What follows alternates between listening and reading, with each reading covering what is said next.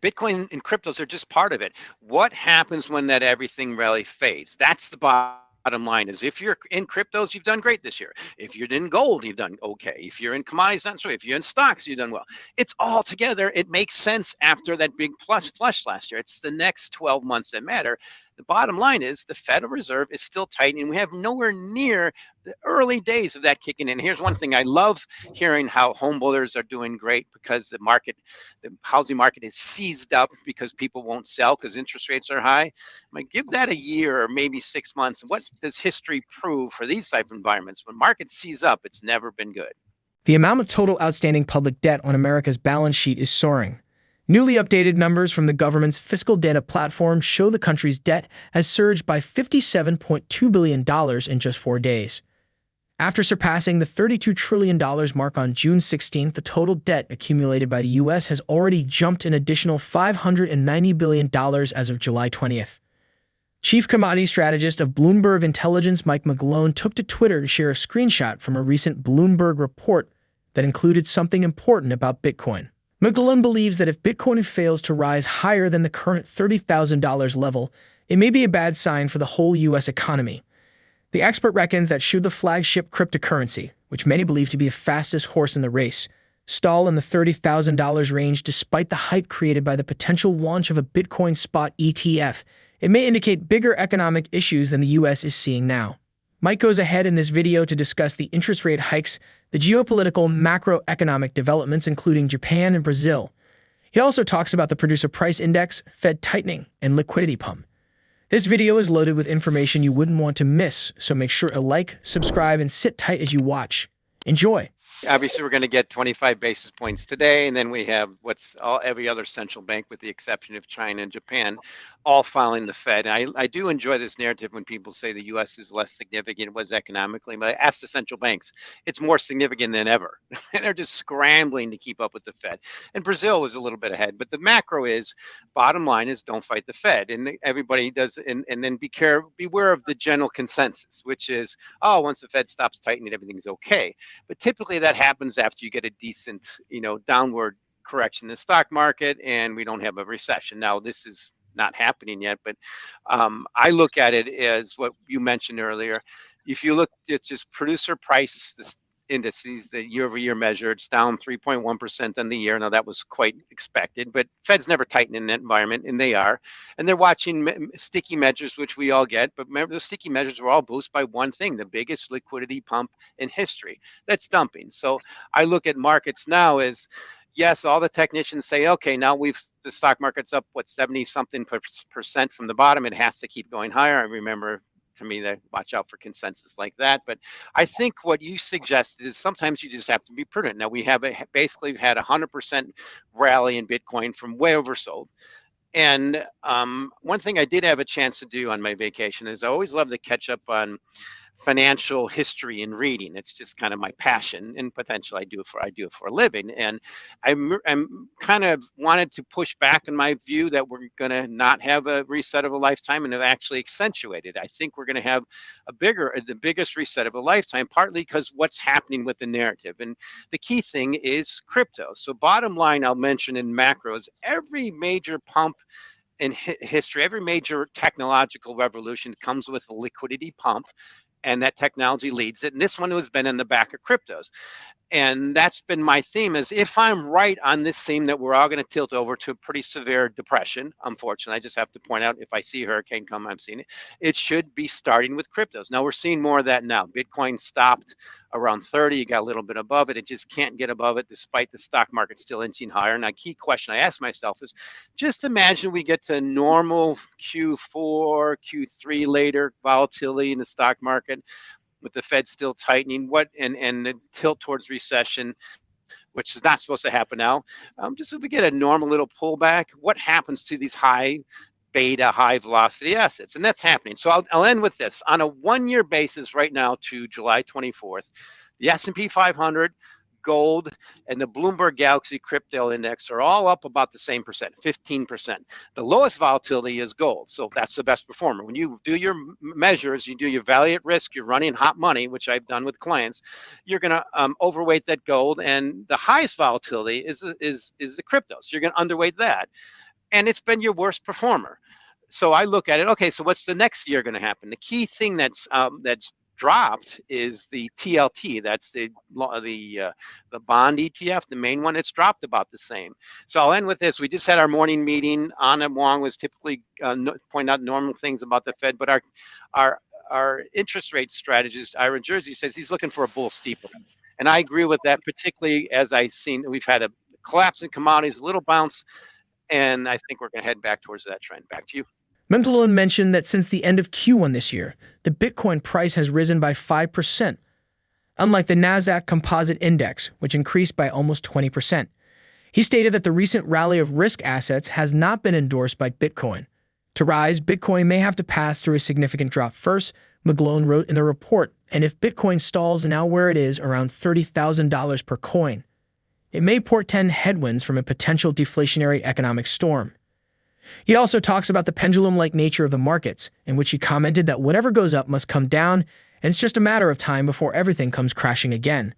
Let us now continue with the video. Be careful what they say and watch what they do. They're trying to cut rates.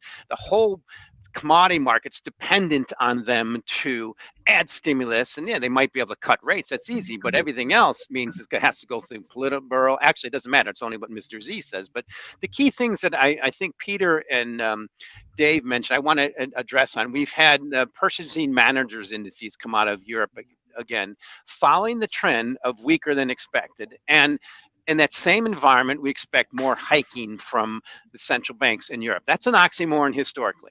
In the meantime, I mentioned producer price index is collapsing at the price is the highest point in history, and the Fed is still tightening. Those are the oxymorons I think we're going to look back on, and people like us write the textbooks. I'm hoping live to right now. Yeah, that was silly, but it's just when you're in the middle of it, you don't realize it. But this is where I want to also, Dave and I agree on so much, and this is not a pushback. I agree on the big picture, macro. We get that. It's just such a known. Now I look at it, it's okay. Show me the beef, and that's the big problem. Is yes, we all knew Bitcoin was too darn cheap at 15,000.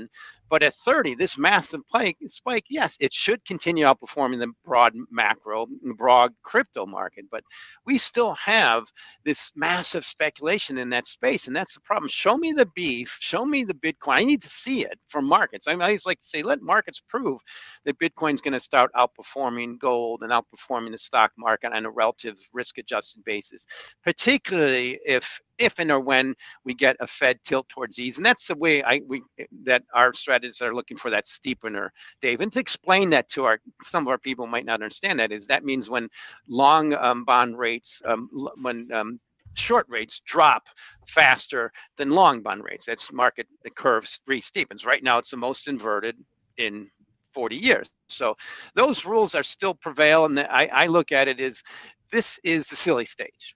I view this as we've all been through silly stages and they can last for years. Typically it's months. And I see this as a silly stage in terms of the equity market. Yes, I'm very bearish the equity market, but it's also, I sense the similar bullishness in the equity market that I sensed in Bitcoin when it was at 31,000 just a month or two ago. And everybody said I was an idiot for being, you got that. I mean, oh, don't you want to be rich?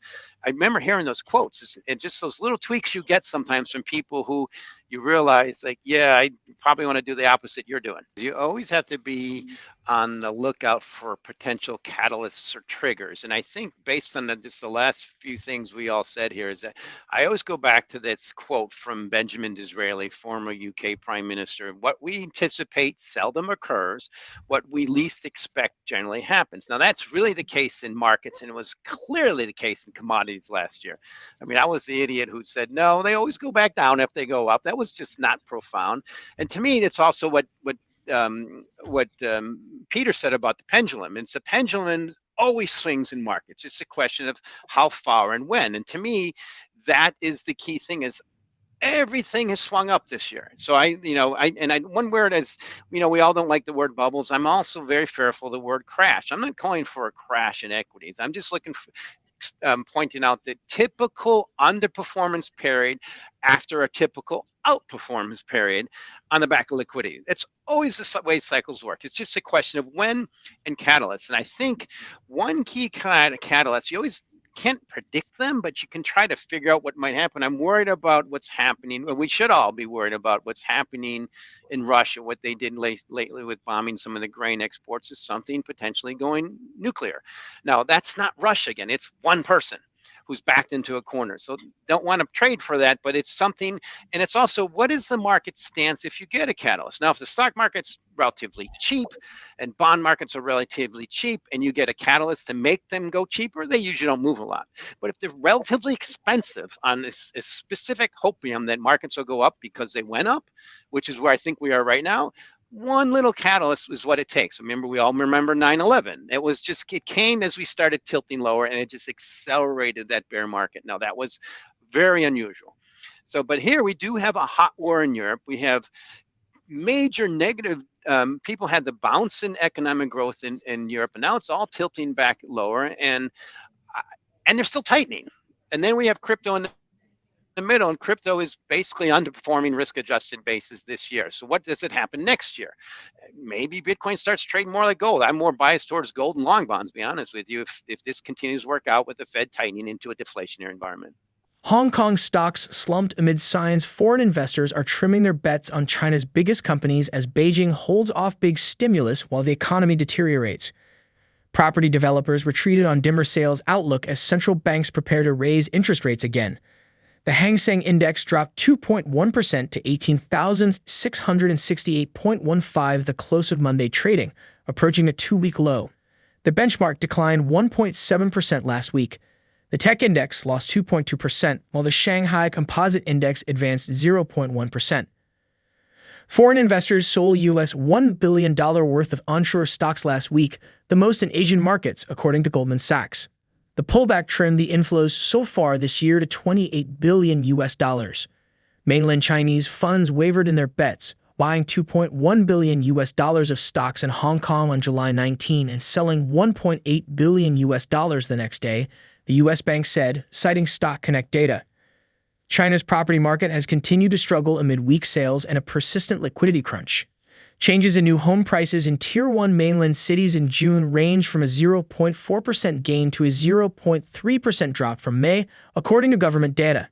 Sales by China's top 100 developers plunged 28% in June from a year earlier, according to data compiled by China Real Estate Information Corp. The Indian government says it has suspended exports of non-basmati white rice to lower the price of the commodity in the country.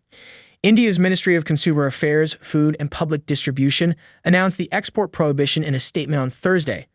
Widely consumed globally, non-basmati rice is a type of rice that has a small grain size. The ministry said the export ban on the rice followed a surge in retail prices by 3% in a month after late but heavy monsoon rains, which caused significant damage to crops. According to the ministry, the ban took effect from July 20, but vessels under loading would be allowed for exports.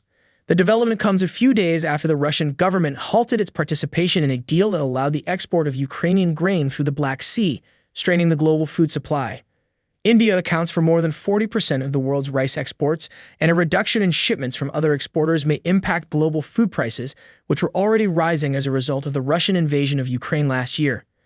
India's decision may have more impact on African buyers, especially Nigeria, a major importer of the commodity. What is your projection for the next Bitcoin price and how will it affect the market? Let us know in the comment section below. Also, don't forget to like, subscribe, and turn on notifications.